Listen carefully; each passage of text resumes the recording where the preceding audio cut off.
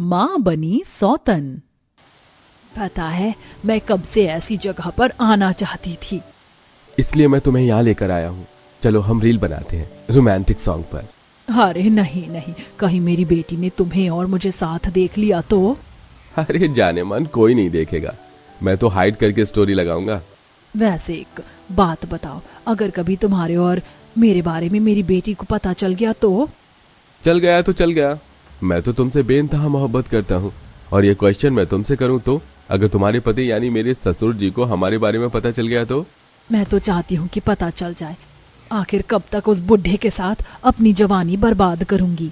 कहते हैं माँ बेटी की तरह ही सास और दामाद का रिश्ता भी पवित्र होता है, लेकिन मोनिका और साहिल के बीच ये पवित्र नहीं था। साहिल का अपनी ही सास के साथ काफी समय से अफेयर चल रहा था, वहीं मोनिका को भी अपने ही दामाद के साथ अफेयर चलाते हुए जरा भी शर्म नहीं आती।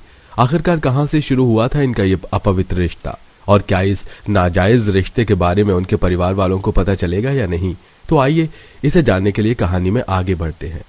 माया, मैं किसी और दिन तुम्हारी माँ से मिलूंगा, आज नहीं। मैं बहुत नर्वस हो रहा हूँ, और उन्होंने मुझे देखते ही रिजेक्ट कर दिया तो? ऐसा नहीं होगा, मेरी माँ पुराने जमाने की नहीं है, बल्कि आज के जमाने की है। उनकी थिंकिंग भी हमारे जैसी ही है। माया अपने बॉयफ्रेंड साहिल को अपने माँ बाप से मिलवाने के लिए अपने घर लाती है।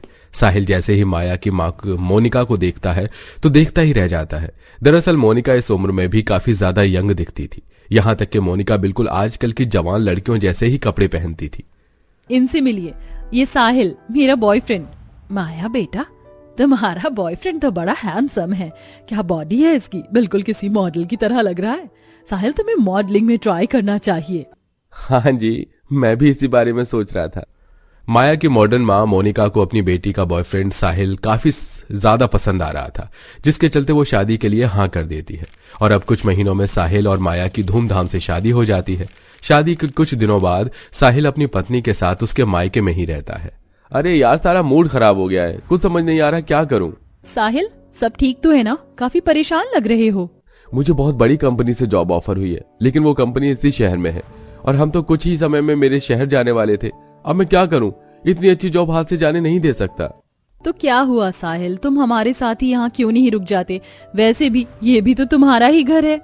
हाँ साहिल बेटा, वैसे भी तुम हमारे दामाद से बढ़कर बेटे हो, अब से तुम यहीं पर रहोगे हमारे साथ। जो मैं चाहती थी वो तो अपने आप ही हो गया। अब आएगा इस बुढ़ापे में इस जवानी का असली मजा। मोनिका कपड़ों और ख्यालातों से तो मॉडर्न थी ही, लेकिन अब वो अपनी बेशर्मी की सारी हदें पार करने वाली थी। अरे माया, सुबह से देख रही हूँ किचन में लगी हुई है, क्या बना रही है? इन्हें सर्दी हो गई ना, सूप बना रही थी। ला, मैं साहिल को दे आती हूँ। तेरे पापा को चाय पीने का मन कर रहा था, तू उनके लिए चाय बना दे। मोनिका सूप का बोल लिए जल्दी से अपने कमरे में जाती है और अपना टचअप करने लगती है। देखती हूँ कि कैसे मेरा दामाद मुझ पर फिदा नहीं होता। मोनिका सूप का बाउल लिए साहिल के कमरे में जाती है। मम्मी जी, आप सूप लेकर आ गई, माया कहाँ है? ओफो साहिल, डोंट कॉल मी मम्मी जी। तुम्हारी और मेरी उम्र में बस 5 साल का ही तो फर्क है। तुम तो मुझे मोनिका कहकर बुलाया करो, सबके सामने भले ही मम्मी जी कहना, अकेले में लेकिन सिर्फ मोनिका, अंडरस्टैंड? ओके मोनिका। मोनिका साहिल को मुस्कुराकर देखती है और अपने कमरे में चली जाती है। अपने दामाद को अपनी तरफ अट्रैक्ट करने के लिए मोनिका अगले दिन हॉट जिम वेयर पहन एक्सरसाइज कर रही होती है। आगे चल, पीछे मुड़, बाय जिग जैग, इसके बाद 1 2 3, गोल गोल राउंड राउंड। साहिल छत पर आता है और अपनी हॉट सास को देखता रहता है। कितनी हॉट सास है मेरी, काश मेरी सास ना होगा गर्लफ्रेंड या पत्नी होती। जिंदगी के असली मजे तो मेरे ससुर जी ले रहे हैं।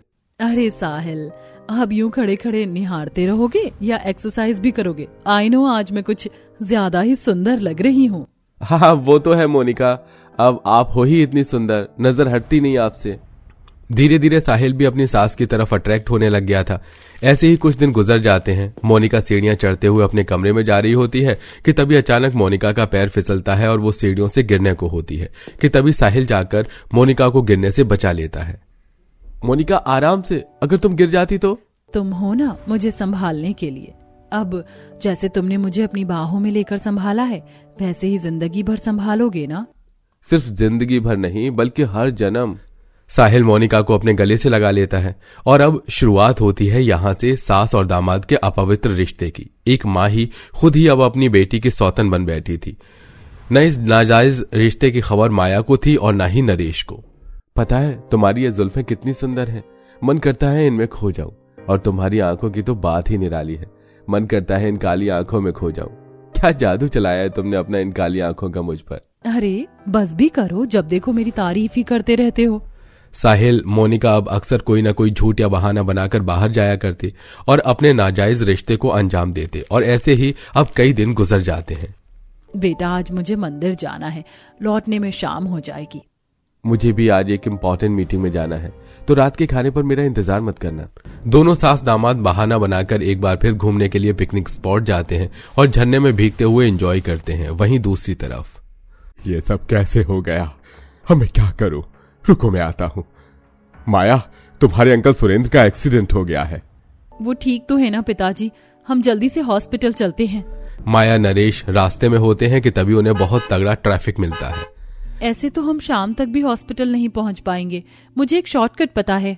माया शॉर्टकट रास्ते से गाड़ी में अपने पिता के साथ हॉस्पिटल जा रही होती है कि तभी रास्ते में वही झरना पड़ता है जहां मोनिका और साहिल अपने नाजायज रिश्ते को अंजाम दे रहे थे, जिसे माया और नरेश देख लेते हैं।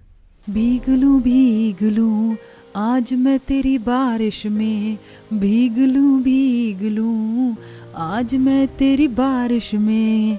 आज फिर तुम पे प्यार आया है, बेहद और बेशुमार आया है। चलो ना साहिल बेबी, अब हम टाइटैनिक पोज में फोटो लेते हैं और उसके बाद हम हग करके रोमांटिक फोटो भी लेंगे। अपनी माँ और पति को यूं इस तरह झरने में रंगरेलियां उड़ाता देख माया को तो अपनी आंखों पर यकीन नहीं होता। ये सब क्या है? पापा बोल दीजिए ये झूठ है, ये नहीं हो सकता। माया, यही हकीकत है। मेरी ही गलती थी कि मैंने कभी तुम्हारी माँ पर लगाम नहीं लगाया। मेरी वजह से मेरी बेटी का भी घर उजड़ गया। अपनी आंखों से यह नजारा देख माया और नरेश दोनों वहां से चले जाते हैं। थोड़ी देर में साहिल और मोनिका भी घर आते हैं। जैसे ही वो लोग घर पहुंचते हैं तो देखते हैं कि नरेश एक औरत के साथ बैठकर ड्रिंक कर रहा है, वहीं माया भी अपने मेल फ्रेंड्स के साथ एंजॉय कर रही है। ये सब देख माया, ये तुम क्या कर रही हो? मेरे पीठ पीछे तुम इस तरह एंजॉय करती हो? तुम्हें शर्म नहीं आई अपने पति को इस तरह धोखा देते हुए? आपको तो चुल्लू भर पानी में डूबकर मर जाना चाहिए। इस उम्र में ये हरकत करते हुए शर्म नहीं आई आपको? देखा माया बेटा, हमें शरीफी का पाठ भी कौन पढ़ा रहा है, जिन्होंने बेशर्मी की सारी हदें पार कर दी। नरेश ने गाड़ी में बैठे बैठे मोनिका और साहिल की फोटो ले ली थी, जिन्हें वो अब उन दोनों को दिखाता है। क्या हुआ, अब क्यों चुप हो गए आप लोग? असलियत सामने है इसलिए? इस आदमी से तो मैं क्या ही उम्मीद रखूं, लेकिन माँ, आपको शर्म नहीं आई अपनी बेटी का घर उजाड़ते हुए? ऐसी माँ होने से अच्छा ही था कि आप मुझे पैदा करते ही मर जाती। तुम किसी और के साथ भी चक्कर चलाती तो शायद मैं तुमसे इतनी नफरत नहीं करता जितनी अब मैं तुमसे कर रहा हूँ। निकल जाओ मेरे घर से। अपने हाथों से अपनी बेटी का घर उजड़ता और अपने जीवन साथी को यूं धोखा देते हुए आज मोनिका और साहिल को अपनी गलती का एहसास हो जाता है। नहीं, मैं आप सबको छोड़कर कहाँ जाऊंगी। मैं जानती हूँ मुझसे गलती हुई है जो माफी के लायक नहीं है, लेकिन आज अपनी बेटी की आंखों में आंसू देख मुझे मेरी गलती का एहसास हो रहा है। मुझे माफ कर दीजिए। माया, हम इतने सालों से एक साथ हैं, क्या तुम मुझे एक भी मौका नहीं दोगी अपनी गलती सुधारने का? अब सब तभी ठीक हो सकता है जब तुम बेटी अपनी पति को लेकर यहां से चली जाओ। अब यही एक रास्ता बचा है। उसी वक्त माया और साहिल अपना सामान पैक करके वहां से चले जाते हैं।